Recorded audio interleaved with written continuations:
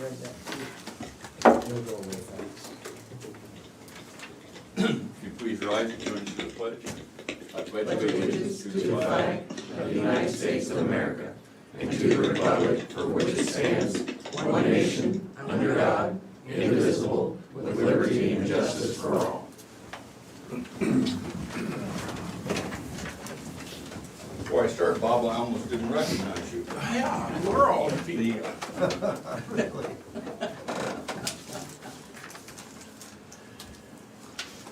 It's nice to be back. Nice to be able to see you. Good morning, Des Moines County Board of Supervisors. September 29th, 2020. Are there any changes to the tentative agenda? I have none. We have an agenda. Department heads, elected officials. Terry Johnson, Des Moines County Auditor. Good morning. My usual spiel here. We're up to 7,748 absentee ballot requests. We are working very hard to get all of those ballots prepared and ready to be mailed next Monday, which is also the first day that people can absentee vote at the counter if you haven't requested one to be mailed. I want to thank Bob for his article that was in the paper that explained a lot of things, but just one little spiel at the very beginning, because I had somebody Here it call. comes.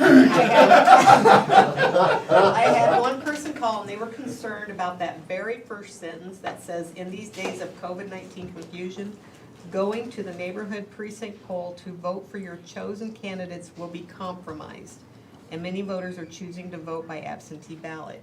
She felt that this might make people think that going to the polls, that their ballot would be compromised. But I think what you're basically trying to say is if you feel you might be compromised by COVID or the inability to get to the polls to vote absentee. I'm putting words into Bob's mouth, so I'm hoping that's what he was intending to come across, so. Good luck, you might get bit. Did you have to do that right in front of my car? That was just a concerned voter that called and was concerned about that one little statement that didn't want people to think that their ballots are being compromised at the polls. They're safe at the polls. Did he spell your name right? Yes, he did. That's the main thing when it comes to politicians and newspapers. Okay, and now to move on, I still have other stuff. I'm gonna rattle on here some Sorry more. about it. Just to remind everybody that starting next Monday through the month of October, the auditor's office is gonna be open till 6 p.m. every night. Hopefully we can get those that don't get off work till 4:30, 5 o'clock or whatever. At least give them till 6 o'clock to get down here to the courthouse to vote. Come in the handicap door and come up either the stairs or through the elevator up to the second floor to our office to vote. And then also we'll be open those 2 Saturdays before the election. We'll be open from one day 8 to 5 and the other one 9 to 5, but I'm sure we'll probably be here at 8 o'clock, that other one too, for any absentee voting for that. And then we're also going to be moving 2 of our precincts. One of them called and they were not gonna be able to let us use the facility, or there was concerns. So precinct 2, which is normally at Autumn Heights, we are going to move it just right across the street to the other Des Moines County offices where Ken's located, and it's actually the Optime Life Services, their drop-in center, and they are allowing us to use that building, Suite 101. So it's 910 Cottonwood, Suite 101. It's 1001, yeah. 1001. 1001, yep. 1001. And it's a nice, long, narrow room, and maintenance is going to move furniture around and reorganize it the night before so that it'll be one way in, and then there'll be an exit door at the other end whenever they leave. So one way in and one way out if everybody obeys the signs. And then we're also looking at moving Precinct FM, which is at the Conservation Office, since Chris is having all of his office personnel move back in there. That's gonna make it just a little bit crowded, and it's been kind of crowded anyway. And so I have contacted 2 places, but I'm talking to the city of Middletown and might possibly be moving it temporarily to Middletown City Hall. So those are the two possible changes that we're looking at. And I'll post that on our website, and I'll send it to the papers and everything else when that is officially decided, so. How many people normally vote in the presidential election? About 70% of the registered voters. It's been anywhere from 71 to 69%, so I'd say an average of 70% in the last few general elections for the presidential. It was Is that 71 20? something back in 2008, and I think 69 4 years ago, so. There's 27,000. We have, if you include inactives, which we usually do because they're listed as inactive if we might have sent them a mailing and it came back as not deliverable or something like that. And a lot of times that's people that register at a new address before they officially start getting mail. And so we always list those in there. So it's over 28,000. So how long does a person have if he moves like from Danville to New London? Change his address and vote in New London instead of voting in Danville? He can change his address on election day. Oh, That's what we call the election day voter registration. As long as they've got a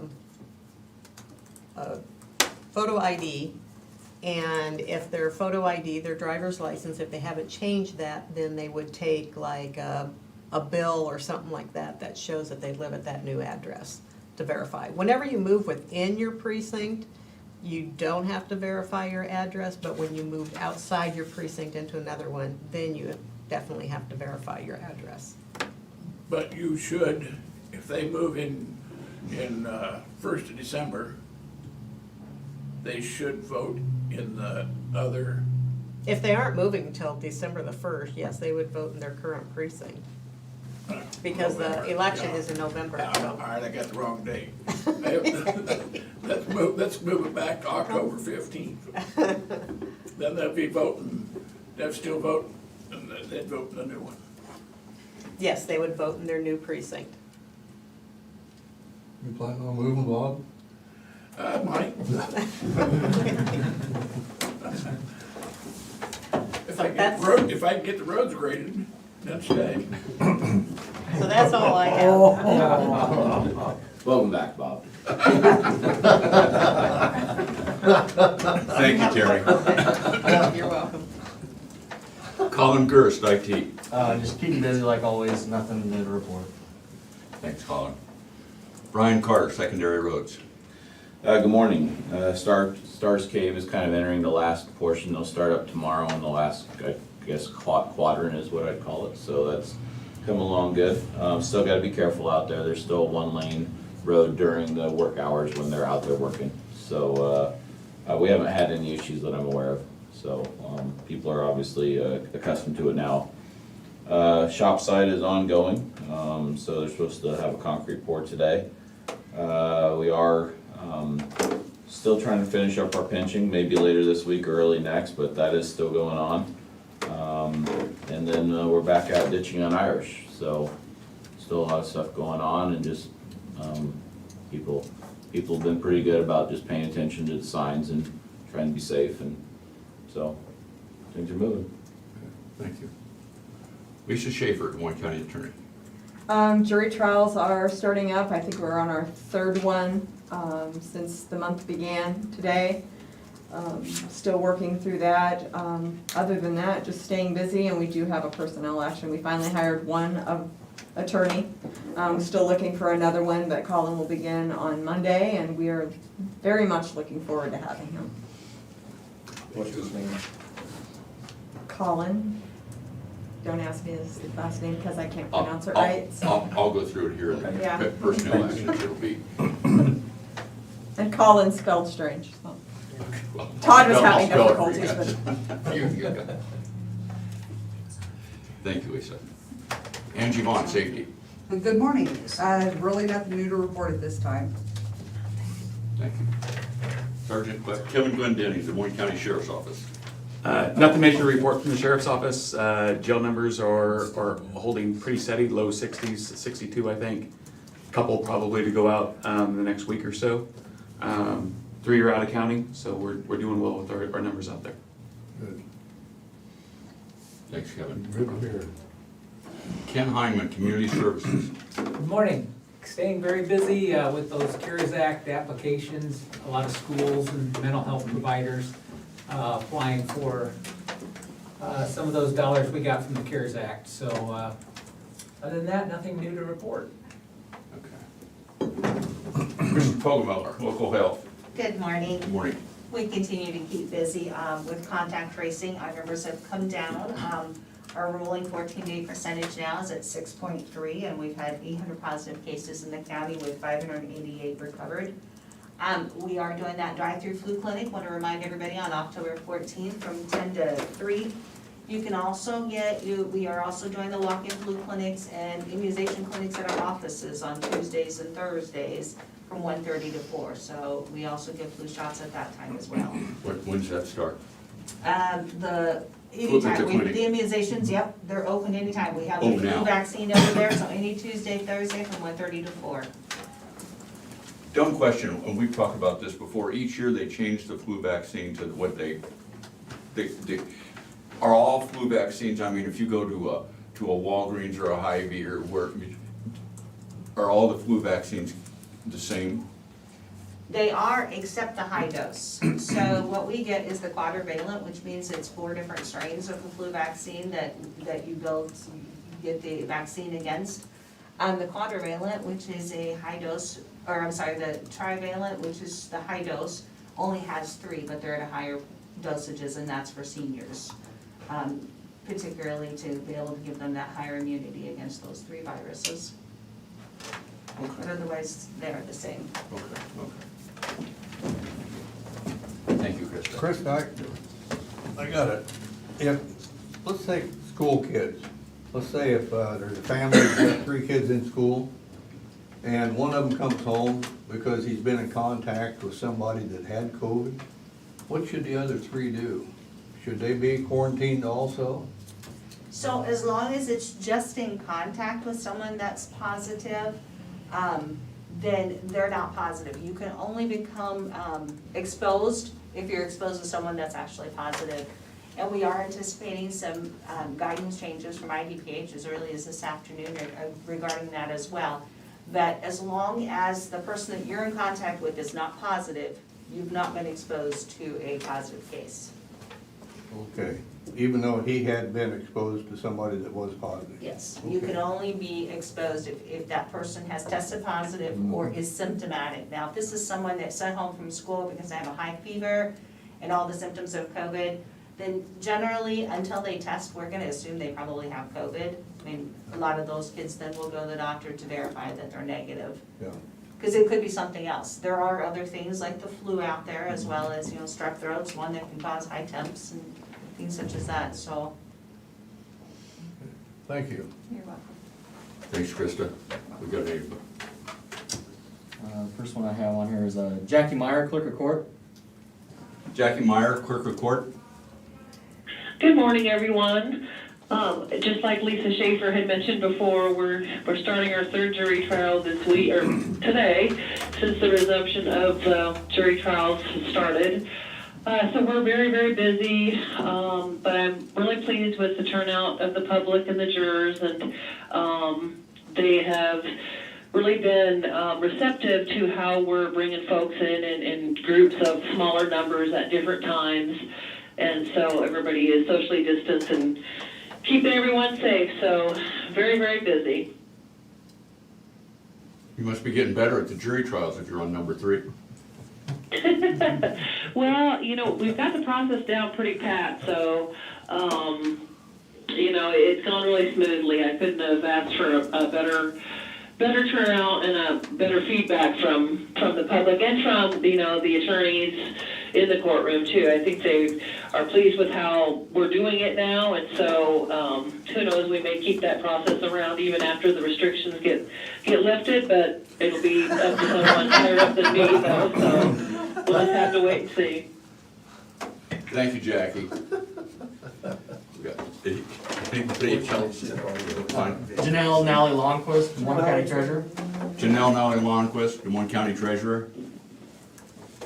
Good morning.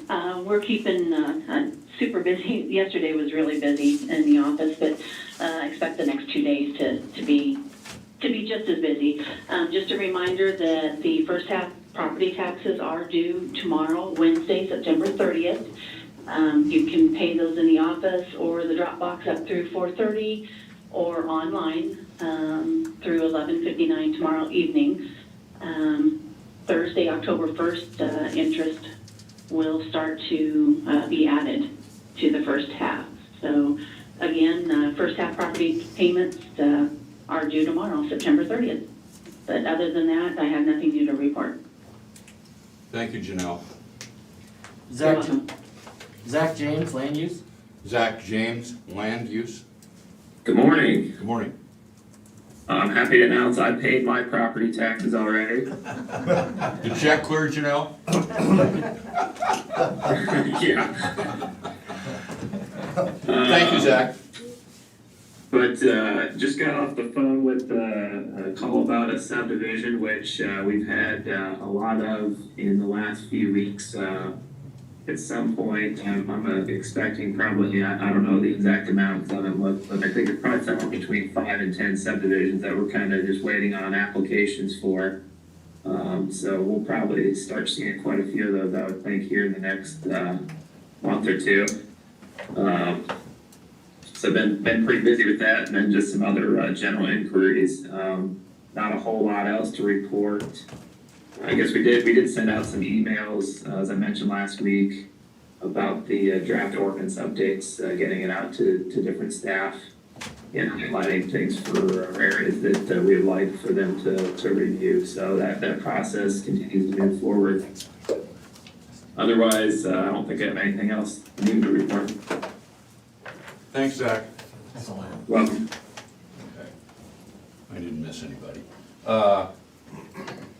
COVID-19 update, I guess we'll have a EOC meeting, or Emergency Operations Center meeting this afternoon, and I see that that school positivity rate popped up a little over the weekend when they added those antigen numbers. I think we got another 11 cases out of that, but then it's back down to 6.3, I believe, this morning, didn't you say? Yeah. It was 6.3, and yes, we are anticipating that. It said that on the website, to expect that to jump up a little bit, so. Correspondence. I have none. I had none. Let's proceed to discussion and vote.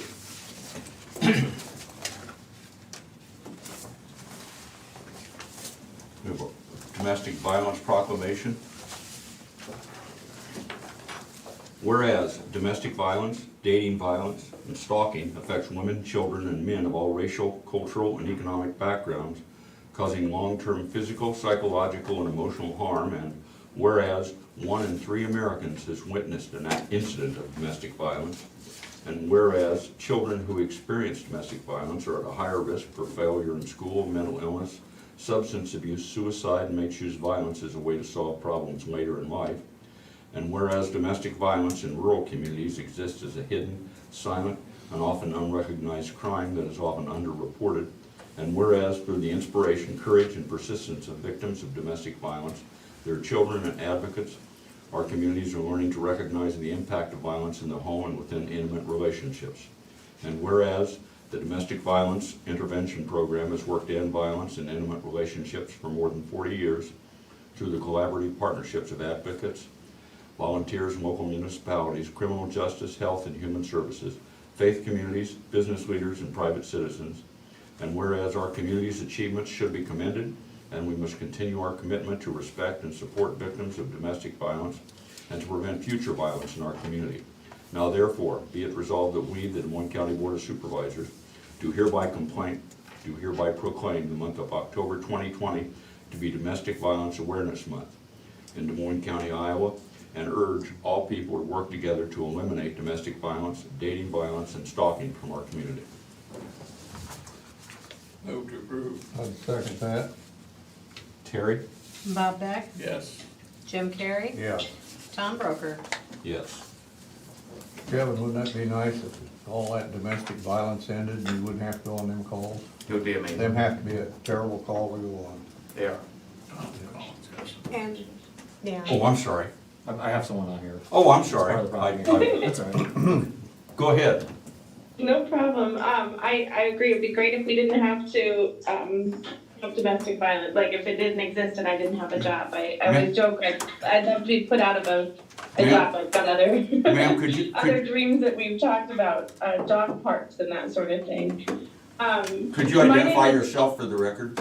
Yeah, my name is Alta. I'm the Director of Community Engagement for the Domestic Violence Intervention Program. Thank you. It's nice to see you all. Thank you so much for allowing me to attend virtually from up here in Johnson County. We appreciate your support. I just wanted to briefly update you all on some of the numbers for the area and talk a little bit about how COVID has affected victim survivors of domestic violence. I will make it brief, as I know you have other things to discuss today. One of the things that we have seen is that our numbers actually stayed pretty consistent with last year at this time, despite the fact that many spaces and ways that victim survivors are able to reach out were closed for a number of months. And so that's pretty indicative of the increase of need for our services. This past year, Des Moines County, we assisted 228 individuals, whereas last year at the same time, we assisted 240. So just under a little, around 10, 12 individuals difference, which is very close. In May, when we saw things begin to open across the state, we did see an increase of hotline calls by 28%, which is a substantial increase as people were able to start moving around. And in the last month, we've received over, at the state, they've received 3,000 phone calls for assistance. So some pretty big numbers, and the support is very needed right now as we see resources such as diapers and gift cards for perishable food items are in high need, in addition to that safety planning that we provide. I did want to mention one other number, if that's all right with you. It's one we're very proud of. 96% of the victim survivors that we've served in the past year reported feeling safer because of the work that they do with us. And that is an incredible achievement on behalf of our advocates, and is pretty substantial when you look at the over 1,800 individuals that we've served this past year. So very proud of the work we're doing and very grateful for the support of Des Moines County residents and the board of supervisors and everyone across southeastern Iowa. Thank you, Alda, and thank you for the service you provide. We've got a question. Would you please state your name again, first and last? Yeah, my first name is Alta, A-L-T-A, and my last name is Medea Peters, M-E-D-E-A-Peters. Thank you. Yeah, you're welcome. And then, Tom, I printed out a calendar that was sent to me too that had some dates on there for domestic violence. I included that in there. Yeah, and as things are moving virtual for Domestic Violence Awareness Month, we are asking that y'all help us get that word out to others in your community of ways that they can support. This weekend we have a fort building contest, a sort of highlight in a fun way, providing shelter for those most in need and just a way for families to participate where they are and stay safe, as well as a number of other events throughout the month. We also will be doing a gift card drive in Des Moines County to help have additional gift cards to provide victim survivors in need for those perishable food items and gas. Okay, thank you all. I will run quickly through the, you have a Forts for Safety on Saturday and Sunday, October 3rd and 4th. Domestic violence proclamations, September, early October, that's what this is. Tuesday, October 20th is virtual trivia night at Andrews Bar Exam. Yeah, and that's all virtual. Andrews Bar Exam is a trivia group based out of North Liberty, Iowa, that provides trivia. It's gonna be general trivia, so everyone is welcome to join and start a team, and we'd love to see lots of people participate across our service region. Okay. And Thursday, October 22nd is Wear Purple Day.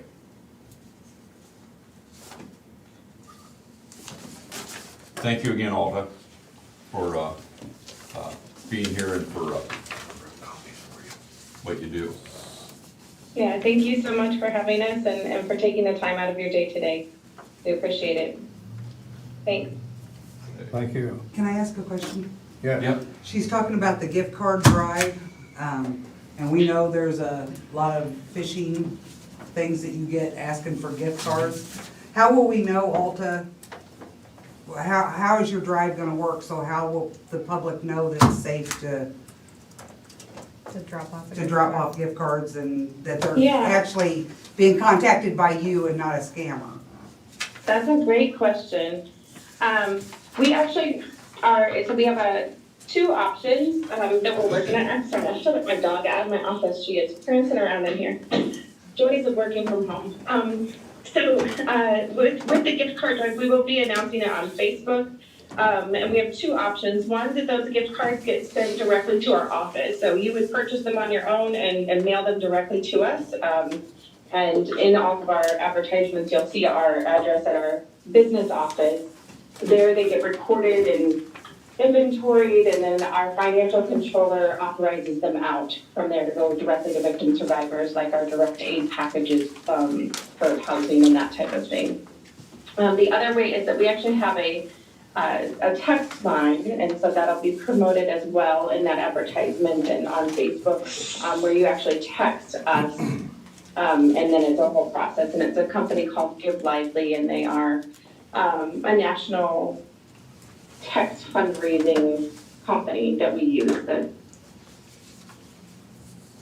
certified. So, and the logo. Certainly, if people wanted to mail them, though, that's going to be the most direct and safest way to know that they're getting straight to us. Thank you. Thank you, Alta. Yeah, thank you. Thank you. And we will be sharing that as soon as we have that up. It'll be out on the 1st of October. So. Okay, we have personnel actions. We have one for the county attorney. We have Colin Kolthoff, that's a Kollan, Kolthoff, Colin Kolthoff. Assistant county attorney new hire. The salary is $65,000, effective October 5th. Move to approve. Second. Terry? I even seen you smile through your mask. Jim Carrey, No, believe me, I'm smiling. Bob Beck, Yeah. Tom Roker. Yes. Smiling for all of us that are in the office.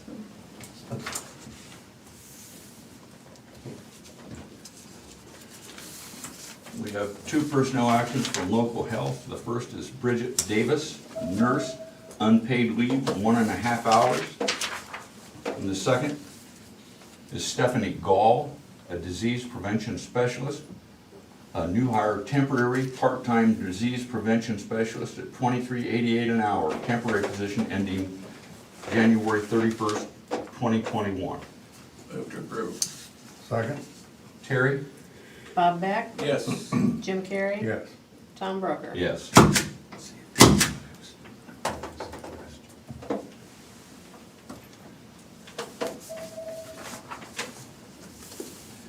We have three for the sheriff's office. We have a Colton Atkins, deputy, an 18-month step increase. The previous rate was $51,833.06. The new rate is $54,882.04. Move to approve. We've got three of them. We've got Thomas Seitz, a deputy, an 18-month step increase.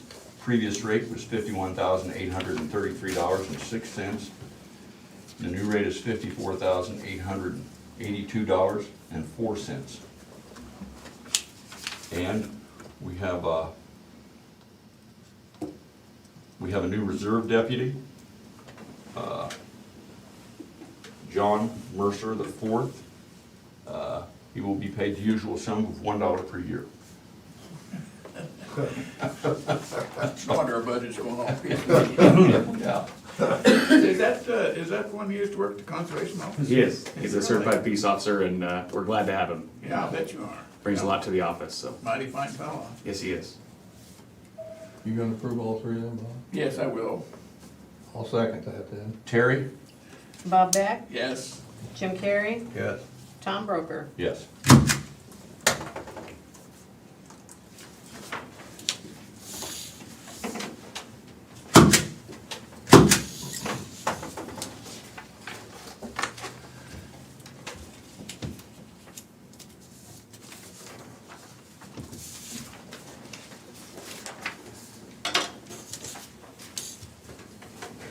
In reports, we have the jail statistics for August of 2020. This report will be on file at the auditor's office and available for public review.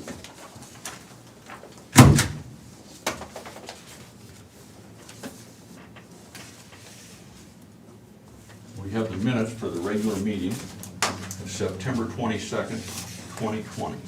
Move to approve? Second, Terry? Jim Carrey, Yes. Tom Broker, Yes. Bob Beck. Abstain.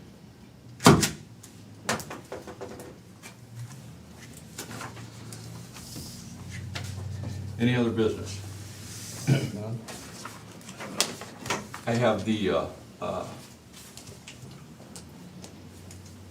Des Moines County Emergency Medical Services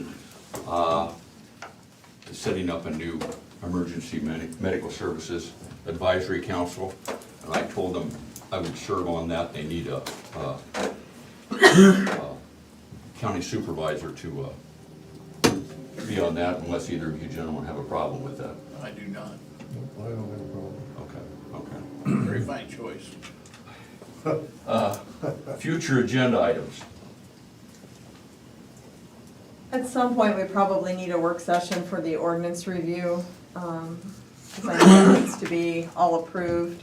There have been some recent changes to the criminal code, as far as fines and those sorts of things. So we probably need to add a work session so we can discuss how, if and how we want to change some of the things, at least in the criminal ordinances. Okay. Since you'll have to be here, you might want to work that out with Terry. Your schedule is probably a little less flexible than most of our. Tuesdays are rough, since that's when we do jury trials, but I will check the schedule and get a date to Terry that I think will work. Okay. Thanks, Lisa. Committee reports. I didn't have anything this week. My schedule's been a little limited. I attended the DESCOM meeting in your stead. Thank you. It didn't go as well as one might have hoped. We voted on the county's proposal to provide 100% funding for DESCOM, and in return that the county got a 1-vote majority on the control board. And my argument had been that, the argument's always been that they said that DESCOM was a county service. And, but they would like the county levy to pay the bill, but the cities would like to maintain their majority on the control board. So our proposal was voted down. That was the only committee report I had. Other than last week, we had the Emergency Operations Center and just sort of went over the numbers. So the whole thing's just hanging in limbo then? No, I believe now they're gonna go to the Emergency Management Commission and ask if the Emergency Management Commission wants to be the board for DESCOM. That's where it was left, best of my understanding. So that leaves us one vote against all those mayors, huh? Well, there would be two, the sheriff and one supervisor, so. Okay. Public input. If anybody from the public would like to address the board, we realize attendance is limited, so anybody online is welcome to email the Board of Supervisors at board@dmcounty.com. That's BOARD@dmcounty.com, or call 319-753-8203, extension 4. That's 319-753-8203, extension 4. We will wait 2 minutes, give anyone a chance to contact the board if they May I so make wish. a public comment then? No. Thank you. I would go back to Mr. Carter and my rude comment I made to him earlier. That I drove my school bus this morning and my roads were all freshly graded and they were just about ready for winter. I've been on when they were freezing up with washboards and everything else, and they just look pretty good. Nice time to rain. Yeah, the moisture's gonna hang around for the week. That's what we're doing this week, is blading with those guys and maybe doing a little pinching if it dries out enough at the end of the week, so. Yep, they've kept the shoulders clean, so that there's not a lot of grass out in the middle of the road, clumps, and I'm pretty impressed. Yeah, it's one of the things we're doing now is cutting shoulders to shape them back up. I've had a few calls in the last week or two, a few emails, stuff like that, and they're not fans of it, but it's part of the process, so. I don't know, it's not gonna change, so. And Fluff got a gold star for a real great project with Bus Barn. Oh, did he swing it through there? Okay. I passed it on, I assumed he got there. What's your minute difference? Wow. Any other Bob? Yes, I'd like to thank the Burlington Police Department for their rapid response when 2 gentlemen broke into my house last Thursday while I was out of town. I got a call from my predecessor, Leah, say, "Hey, Bob, you're on the police scanner." And the whole squad showed up. And they haven't caught them yet, but a neighbor has them on a security camera. And they were in my house in almost no time at all. And I think they're probably gonna catch them, and I'll get back the one piece of jewelry that they took that I'd like to have. And they broke in at noon, which. Noon? No idea. You would think they'd wait till it's dark, I don't know. That's the best time to break into a house when people are gone at work all day. I suppose. People are home when it's dark. Yeah, I'm gonna take down a couple dozen boxes of donuts. when it is done. They'll appreciate that. Don't tell I was them. gonna say, they do not do Don't tell Mike. Any other, Mike? Yeah, I was out of And town. I apologize, just for the record, that could you give your name and address, and I, Sure. Michael Cecil, 2815 Herblow Drive. thank you. I've been looking after the house in Bob's absence, so I went over there when he told me the police were there. Very efficient, spot on. You know, the whole group showed up. It was absolutely fantastic. And like I said, efficient, asked the right questions, took the right information, photographs, everything else. They left, the detective stayed around for a little bit, and then he left, so I was impressed. Thank you. It's a good thing I don't do drugs anymore. I think the cities in the county, Des Moines County are blessed with the excellent law enforcement. Yes, I think So, thanks to I agree with you, thanks. Any other comments? With an eye, we're adjourned. Aye. We're adjourned. A work session with the county engineer regarding construction projects update. And it's labeled construction project update. It's probably as much as funding combined with construction project update. We've been talking here for a while about making some decisions, and obviously we're coming out of a, in case you get bored, ma'am. Oh, thank you, sir. Coming out of a period where there's a lot of unknown, I guess, is what I'd say about money, revenue. Of course, you guys have been getting the updates emailed to you from Jared, and I can't claim that I read them fully. They come from the DOT, of course. He's just forwarding them on. But every month that goes by right at the moment, the DOT is kind of lessening their expectations of major impact, I guess. I didn't read the most recent one, but I know that it even further continued to say that we have less and less expectation. We don't, obviously they don't know in 12 months what the whole picture is gonna be, but I just wanted to, I'll walk through this sheet that Becky put together. So you got, Colin, here you go, your report. You should have that. You look, I mean, I'm sorry, it's Don't not wanna a leave you out, construction Colin. program. Colin, if you don't have time to look at that now, you can take it home and you peruse it this evening. If you're having any problems sleeping,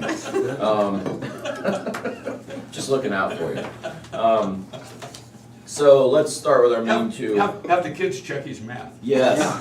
Here, basic addition and subtraction, kids. So let's start road use taxes, just to give you a little perspective on where we're at. And I told you at the beginning we were gonna have a work session at some point, but I was kind of waiting for that first 3 months post kind of the whole world shutting down kind of thing. Now, obviously road use taxes, you're talking about gas tax is a big part of it.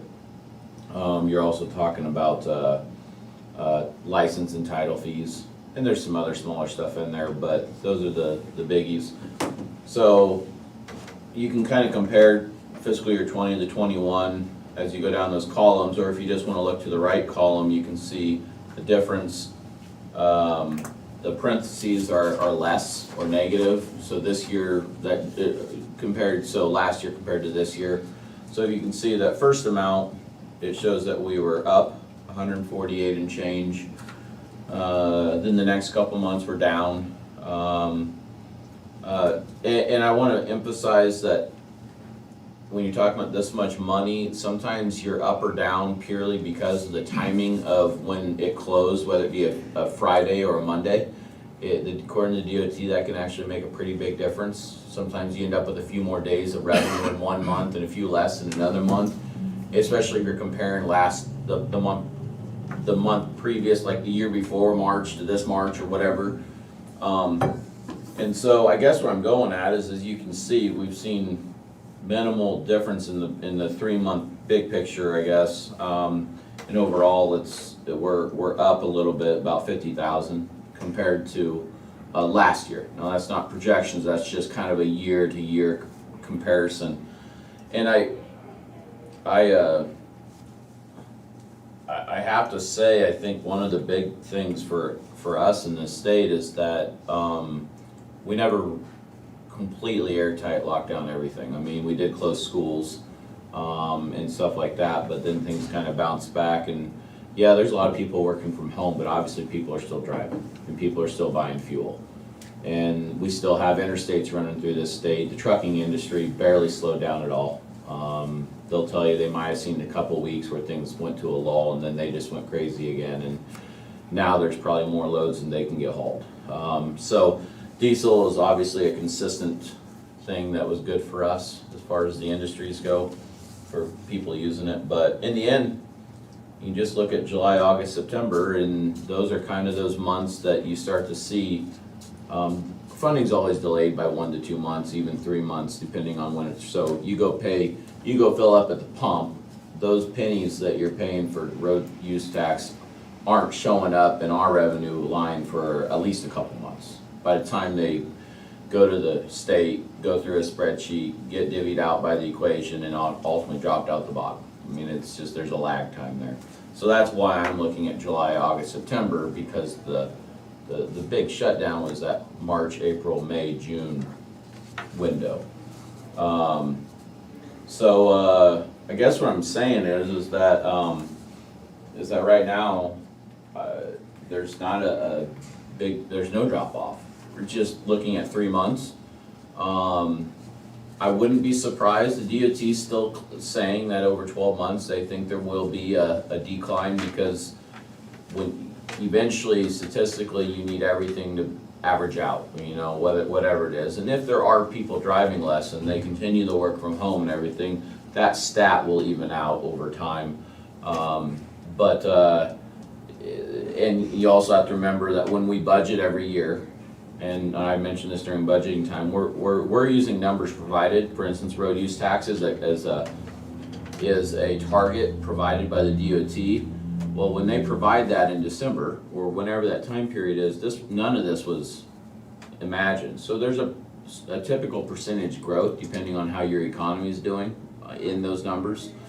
So if they took last year's number and estimated, let's just say 2% growth in revenues, just losing 2% growth means you're gonna drop, even if you end up breaking even on the bottom number. So I don't know that we're gonna see no impact at all. I think we're gonna see little of enough impact right now that I can see that I think I'd like to continue our program as we were planning, and that's a still, I would say, I would call it a minimal gamble, but it is a bit of a gamble. But I want to go through the other fundings and then kind of let you see I'll pull out the construction program and kind of see my backup plans so you guys can feel better about it, I guess, and and give you my opinion and see if you guys agree. And if that's the case, then we'll move forward as I'm planning. Road use tax wise, I do want to mention that in 2020, in fiscal year 2020, in the big picture, we actually were up a little over $200,000. You can see that right underneath the chart that I gave you. We budgeted a little over $3 million, and again, that's a state target number. We don't create that. And the final revenue that came in was, 3.22 and change. So we actually saw a little bump over what the projections were last year. And then I'll go down to local option sales tax. Again, you can see the entire kind of month by month printout there in 2020. Obviously, the first couple months are really the only thing to look at when you're going to compare 2021. But the big picture was that I think one of maybe my surprises was that when everybody had to stay home, I think everybody started doing honey-do projects and went to Menards and Lowe's and Walmart, and our local option sales tax went up by $50,000. And It's all that toilet paper, Ryan. And toilet paper. Yes, exactly, big ticket. So, even though people were staying home and not going to work and everything else, they were still, go look at the price of lumber right now. It's up 30+% because they ran, I think the national supplies are out or down. You can't get it, or the prices are just skyrocketed. It's 30% a minimum in some cases. So it was, I don't know, kind of an interesting dynamic. I know I had some personal business. I took an afternoon off and I had some personal business in Des Moines, and I didn't know where a place was, so I drove like 4 blocks of Des Moines or of Burlington that I've never really been around, and I swear every other house somebody was outside building a deck or something like that. Well, people did stuff that cost money, I guess. I built a dock because my wife informed me that the pool wasn't going to open and she needed a way to get in the pond. So I know how that goes. Everybody's fixing their homes to be acute, Yeah. because you're spending more time there, so why not spend more on your own? We had a tree, we had somebody come and take out a little bush or something that had to be cut out, like a part of it had to be ground, cut off part of a tree or something like that, and the tree services say they're busier than hell. Everybody's, they're at home, and they said, oh, we need this or that. Same with, and we've had some work done, construction work done. Yep. Those guys, the home They're building swamped. stuff just swamped, because like you said, everybody's home, and said, that toilet doesn't work, we need to get something done with that, we need, whatever. They're just, because they're looking at it all day. Yeah. Or they're tired of some little thing they were living with. No, but they're they're home looking every at it day hour and after they're hour, sick. and it's really bad. So it's kind of interesting dynamic. We really, way back when we started talking about this, and kind of that March, April, May, we were like, I don't know how much money we're going to be down. Maybe $1 million. I mean, I know I threw that number out there once because you listen to the doom and gloom, and You know, you can go up to the road use tax, you can look in the month of June and see there was 1 month, you know, 1 month in June, there was it was down, it was 136,000, that's a low amount of revenue, and so I can understand. And I guess one of the differences I would mention is, the road use taxes, that automatically comes a couple, 3 months after they get it. They don't, the local option sales tax, somehow or another, they average that out or smooth that a little bit at the state. I'm not sure exactly how they do that, so. And it's over my head. Over mine. We do obviously keep an eye on it, because 50% of that comes to us, and that's a huge deal for an department. I'll be the first to admit it. It allows us to function at the way we do, which I just had a conversation yesterday with a lady that was very unhappy that we haven't done more for her road. You know, should be paved, should be more dust control. And so people always gave her our number. People always, well, she wasn't thrilled with the end of our conversation, so I'm sure she's gonna call somebody else. But, so people still want more. I mean, there's always, you guys know that there's always more people want with compared to the money you have. So anywhere I'm going with this is that, looking at local option sales tax, again, only for the first couple months, but it's an average to above average trend for what we budgeted. We tend to budget about $900,000. We hit some peaks a couple years ago when the fertilizer plant was going on, and we had that many extra people around here. It made a big difference. But where I'm going is that revenue-wise, you know, again, I can't tell you we won't end up down a little bit, but it looks pretty normal. And what I would like to do is I'd go ahead and we have a very aggressive construction program this year, and as you guys know, that's gonna roll into next year. I'd like to go ahead and kick our big project out the door for a bid this December, like we planned all the way along. The DOT is gonna bid their 4-lane, the rest of their next phase of the 4-lane project in this 10-mile stretch in December. And we have we have the Flint Bottom project. It's 1.8 miles. It's all concrete. It's a lot of money. We've been sitting on it because, in fact, we didn't even fully finish design, because why would you? I mean, we had enough construction projects going on. Why would you dedicate time to something that you didn't know if you could afford? But to be honest with you, at this point, I'm going to leave it full scale and throw it out there for a bid. We're going to bid it in December. I mean, this is me laying my plan out. Just wanted to hear that you guys are comfortable with it. Throwing it out there in September or in December, I'm sorry. Kind of pairing it up against, it'll be a local bid, whereas the DOT is obviously bidding on the DOT level. But throw it out on the same date and get that competition and go for it. And have you got a cost estimate on what? I do. I'll walk through that with you. Oh, more materials. Yeah, Thank just you. in case you're bored. Thank you. Colin, you still look bored, so there you go. And plus, I have an extra copy, so I might as well do it to you. So Jim, I'll give you about 3 different answers to your question about that cost estimate. In the paperwork I just gave you, if you flip to the second page, the budget number is 2.4 million.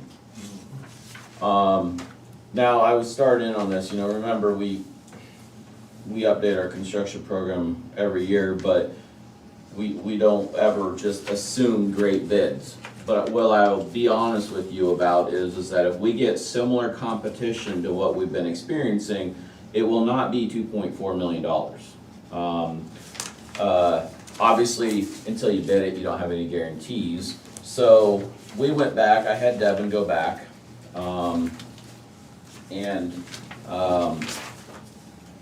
take a look at it, looking at our bid history here just recently. Because, I mean, let's look at our dynamics, they're very positive right now. You still have Streb sitting in the county, still working, not sure they're gonna get done with concrete this year. Now, if they get completely done with concrete, then it flexes them to deciding if they're really interested in that project or not, because there's a $300 million give or take project up for bid for the DOT, in Iowa City for the new interchange that they're working on, if you've been through there. That's Streb's backyard. That's home. So they're gonna, and they told me during our project last spring, that's ours. We're gonna do everything we can to own that project, but that's a massive amount of concrete, probably over 2 or 3 years. It's not just a 1-year type project. So their dynamics are gonna change. Maybe they don't leave a plan at 5. Maybe they're, it's been a rough year for them down here. I mean, let's face it. Will they pour a bridge deck on that up there?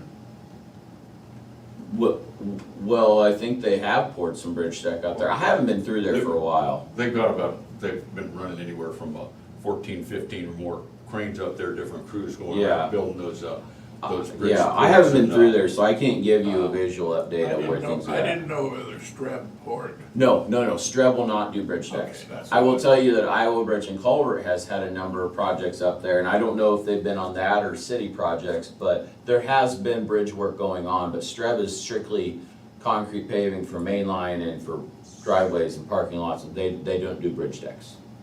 So that I'm aware of. Okay. But they're after all the main line. They're after all the ramps, the road through there and all that sort of stuff. And Yeah. but no matter I always say you actually don't need competition, you need the perception of competition. And the fact is that Streb's still got a concrete plant sitting at 5. And nobody at Manats or Cedar Falls or any of those other big concrete guys knows if Streb's gonna bid or not. They don't know if they're gonna be competitive or not. So they gotta come with their A game. And so when Jones is right here. Jones, and when we put ours out, Jones gotta come with their A game too, and they'll be the first to tell you that it really irritates them that they get put in that position. But, I'll be the first to tell you that I'm not sorry for that. Yeah. That was good planning. So where I'm going with that is that when we did I'm gonna give you, it's a big range, Jim, it lets you kind of get a feel for how much it changes for competition. When we take our gear prices, because Flint Bottom's a very similar project to gear. I mean, to save ourselves some money and to get away from having to buy a bunch of right-of-way and do a whole bunch of new grading, we're gonna leave curb and gutter through most of it. And now, you have to understand, that design decision was made 3 or 4 years ago, not knowing the kind of conditions we'd have and the cost benefits we'd be getting, but you make decisions and you move forward. So if you took the high prices, the high bids from gear and kind of tucked them in, we were looking at probably a maximum of 2.3 million. That'd be kind of what we would say the upper end, what we would be expecting. If you took as low as Jones went, which I don't think we will see, I'm gonna be honest with you, but if you take as low as Jones went on bid prices on gear, you're looking at a project at 1.6 million. That's the swing that could be in there in that bid. All of those could be good numbers. I mean, again, we have a budget sitting there at 2.4. So I would have to say, I'm assuming we'll land 1.6 to 2 million. That's probably the range I would have to guess, no matter what happens, no matter what comes in. So just from the budgeting standpoint, that's obviously a savings over what we have. So what I would like to do is move forward. I already have my assistant working towards what I would call a final set of plans for that Beaverdale project. And then I'm gonna kind of give you what my idea of a kind of a safety factor is. If you flip through the program, you go to the second page of the program. Under that $2.4 million, there's the project out, it says agency road, but what that is that's the hill on Geode on the other side. We've talked about the project, everybody knows it needs done. It's a small project, it's a lot like the one we did on Pleasant Grove. So you're not gonna get as good a bids, you're just not. The big boys aren't gonna care about it. And so it's not gonna be as competitive, but we have 220,000 in that. I think that's a realistic estimate. I could see it actually being a little low. If you aren't aware, one of the problems the concrete industry ran into this year was a fly ash shortage. and that impacts your mix. And if you have to, fly ash offsets the use of cement, and it's a cheaper product than cement. So if that shortage carries on through, or if the contractors are scared of that shortage and so they bid a higher cost because they can't guarantee fly ash access, we will see the price of concrete go up no matter what the competition is. And so 220, I could see that going up a little bit because it's a tough site anyway. It's a hill. It's tight quarters. But still, where I'm going with that is that to me that becomes our buffer number. So we bid Flint bottom. Maybe we get great competition and great prices, which is even better. I'm going to step to that next actually for a second. But as long as our revenues keep coming good, and we're not bidding till December, so that's going to give us October, November, and December revenues to look at to see what that trend is. We have that 220,000 that we can sit on. You know, that road is not. I mean, it needs dealt with, but it's not like it needs closed. You can drive on it, and so we'll just sit on that bid. Just hold it off, see where our bids come in at, see where our revenues are going. Look at that with another 3 months of information, and if we are happy, then we'll keep on going and we'll put a bid out for that. We already have plans that aren't too far off of being ready for that project. And so that's kind of the way I'm looking at it, is let's get our big one out there. Flint bottom takes the most abuse and needs the most work, and it's the most important of those. Let's get that out there. See how things go, see where we're sitting, and we'll pull the plug on the geode one if we start to get concerned. If we don't get concerned and where life's good, then we're gonna move on with geode, and then Tom will let you say They what. still talk about bidding phase 3 on 61 in December. That's why I'm aiming for December. That's what I meant, yeah. That's exactly right. So then I'm gonna toss one more thing out there, and this is not in your program, so you don't need to flip through. We are still working towards a couple of these other projects and stuff like that, but as on the concrete side of things is where I'm going with this. We've been successful. Upper Flint's a good example. It's a short little project, but it needed the worst. We took care of the worst of the worst, and we got good prices. Even Pleasant Grove Road, we didn't get the competition because we bid it a year before, but it was a good project and a good little, the worst of the worst. The segment of Pleasant Grove right in front of the quarry, it's taken abuse. I mean, it was in the latter stages of its life to start with. I don't mean to come here and say that everything that's happened, but the quarry is busy, and next year presents the potential of a lull out of that quarry for the DOT related projects. You're gonna have some stuff come from, I talk with my hands, so this shouldn't be an issue. You're gonna have some products coming out of L&W for the rest of this project, maybe all of it for all I know, and I hope they do. It's good for a local business either way, whether it be Nelson or L&W. Those are where most of those will come from. But that hill it's seen better days. We're gonna have to do a patch on it this winter just to deal with the one spot, but I'm kind of eyeballing that. It's not in our program, but with the dynamics we have going on locally, I'm kind of thinking about maybe linking that and geode together. I'll have to do a program amendment and bring it into the program, and maybe linking those together and tossing them out, as long as, let's just say come January, February range, we're happy with where our prices are and everything. Maybe linking that, bring that project in, and getting aggressive and trying to bring in another concrete job and taking care of a segment of road that I don't think that segment of road is going to survive through the entire DOT project.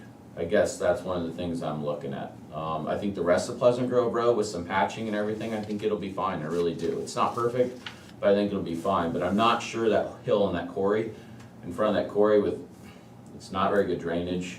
If you ever go out there, there's water bleeding up through the concrete every time it gets wet or it gets rain or anything. I'm just not sure that it's gonna survive. So I thought about tossing that out there next spring, bidding those two together. letting them work on geode whenever they want to, and then forcing the work in front of the quarry to be done late season. So that it's after the majority of the construction season, possibly even paying for insulation and heated water and letting them push it all the way out as, later than you would normally think of for concrete work. To impact the quarry as little as possible. This is all just kind of pie in the sky right at the moment, but I wanted to mention that to you, that's kind of floating around in the back of my head as a possibility. Because once you get through next year, the interchange starts up. And you've got bridges, you've got grading, and there's a chance some of that dirt or all that dirt comes out of the quarry. There's a chance that the rock comes out of the quarry. Now you got Nelson Quarry, so you've got other Barrows locations, so I'm not saying that it will, but let's face it, there's a decent chance of it. So you don't know, it's a complete crapshoot of when the next true lull is out in that area. So for that project to be easily done. So I don't know that that's what'll happen. The quarry has 2 main access points now, so it does set up to where we could work in front of one for a while, get that done. Then they could start using that one and we could work on in front of the other one. So there's some potential there for something like that. All this again goes back to the beginning of the conversation. How's our revenues look? We'll have a whole nother conversation.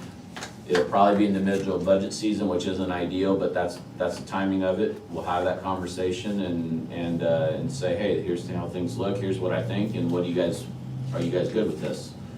So we'll look at all that more. So more importantly, are you guys comfortable with me moving forward with the Flint Bottom project and being aggressive on that? I am. I don't know about these gentlemen. I am. I think the competition we've got now is probably once in a lifetime. I agree. For some of this stuff. And as we've seen, as you've seen, when I was a contractor for a long time, competition is an incredible thing. So yeah, I'm in favor of both of those things. Okay. Go ahead. All right. I was on that last night, on that segment you're talking at. In front of the quarry? 15, up Or- by Geode. Oh, geode, yeah. On the other side of the dam, that is terrible. Yeah, it's rough. But it has been for a long time. We Yeah. did some patching on it Yeah. 6 or 7 years ago. I had a ragbri just to try to improve it. So, but it needs done. Then I got up where Pickle Church is at in Lee County. Mhm. They've done that from Pickle Church all the way over to Salem, or to 218, new blacktop on that. Pickle Church, I've never heard of that. Is that right? No, I never That's heard of up when Are you talking once you go on through Lowell, you're talking that, through Lowell, and you you're go up talking the hill. 6 mile piece between that road, X23 and Yeah, whatever road it 218. is. They did that this summer. Yeah, the Pickle Church is right there on that corner. They did all new asphalt on that. That's nice, smooth. Yeah. It's about as smooth as. My kid gets a lot of credit for that. He was an inspector on that Good for project you. for Henry County. You get to stand out there and look at the construction crew. But I haven't been on it. I've heard it's very nice. Yeah. But I haven't been on it. I need to get on it so I can critique my kid. But I just haven't put that effort into it, so. You might not wanna go on until after it's got some waves in it then. That thing just as smooth as what this countertop is. Yeah. It's, it needed it. I mean, I talked to the Henry County engineer and he's like, this was a long time coming, so. But, well, I'm pretty much done. I mean, I'm good. I just wanted to make sure, it takes a lot of work to get a project to bid, and it's a local bid, so it takes a little more work from us. And before I really set all those in action, I wanted to make sure you guys are comfortable with, where I'm heading. Yep. So, okay.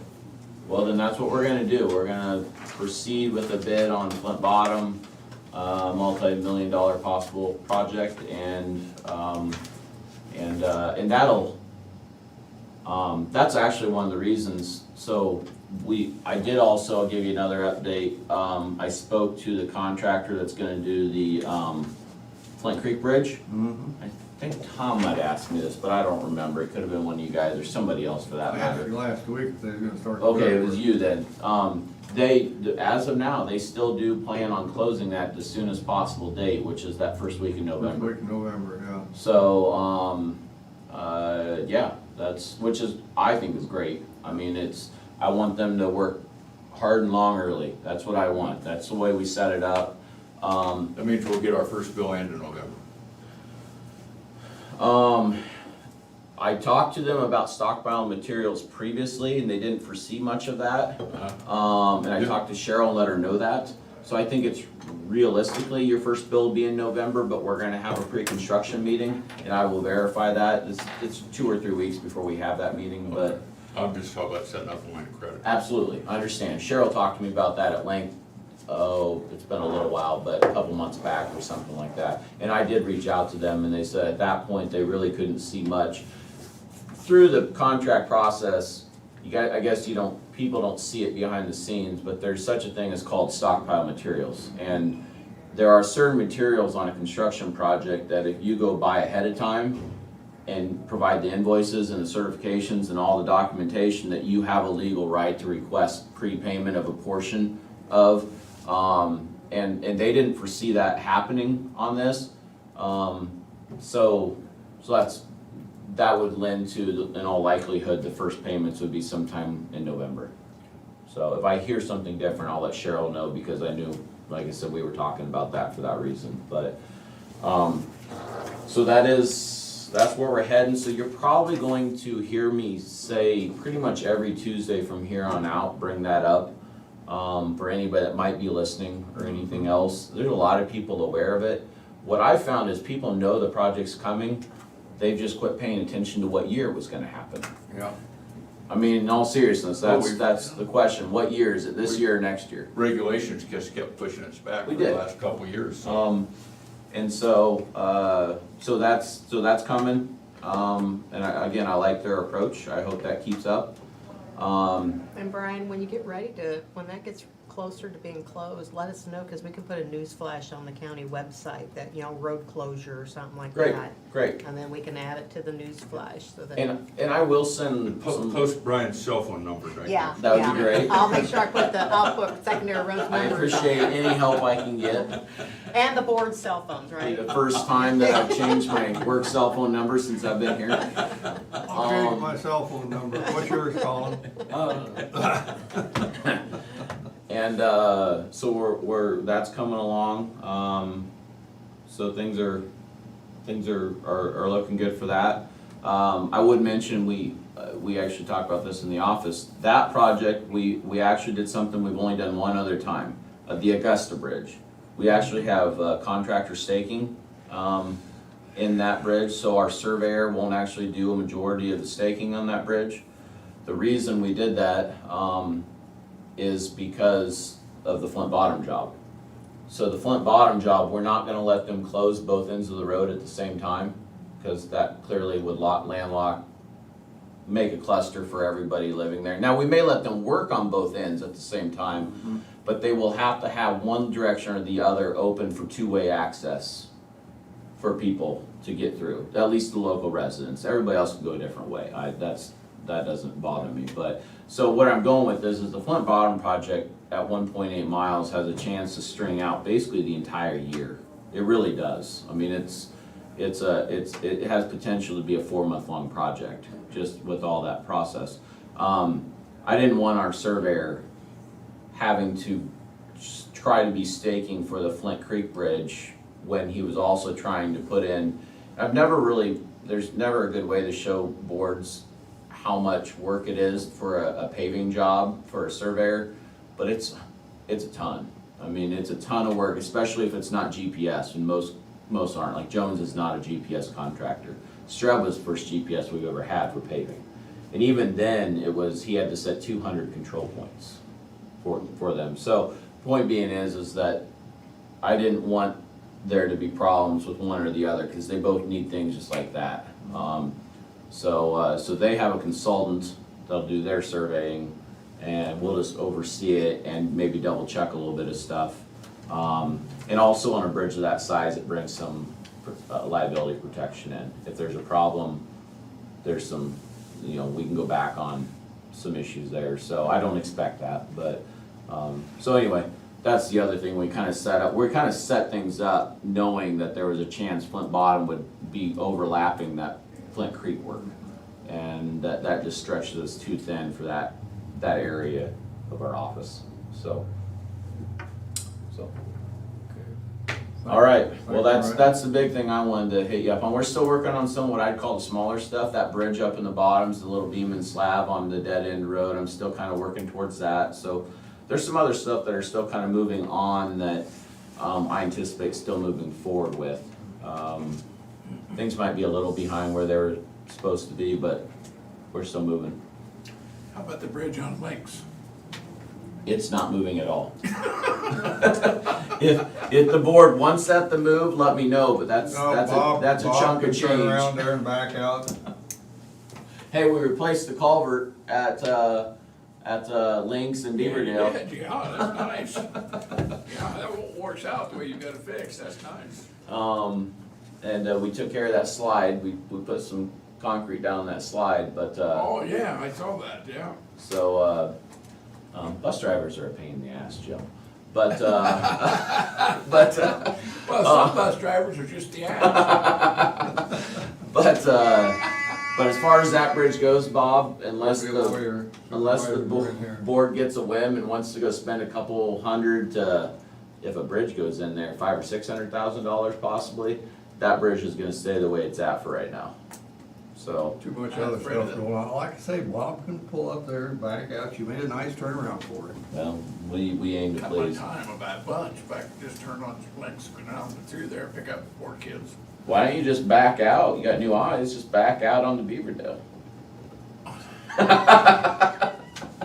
that good.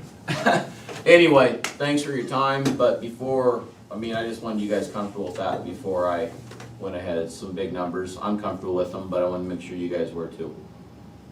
Thanks, Brian. It's a good deal. I was apprehensive about that tax money not being there, because that affects us for a long way down the road. Absolutely it does. So, things are looking good. I'm also in the process of applying for some quote-unquote extra bridge money that if we were successful, we'd have to come up with a match and we'd have to pay for some consulting fees. I'll be honest with you, we're not gonna get it. I'm gonna launch an application out there, but we won't get it. And so if we do, I'll let you know. We'll have some expenses. You guys won't care because it'll be outside bridge money coming in to do a bridge, so that's a good thing. So I'll let you know if we're successful, but that's due today and we'll submit it, and I don't foresee it. It's not a bad thing we don't get it, it's just there'll be other bridges that'll qualify in Iowa better than ours. That's not a bad thing, that shows that our system's in good shape. So, all right, thank you for your time. Thanks, Brian. Thank you. Thanks, Brian. We're adjourned.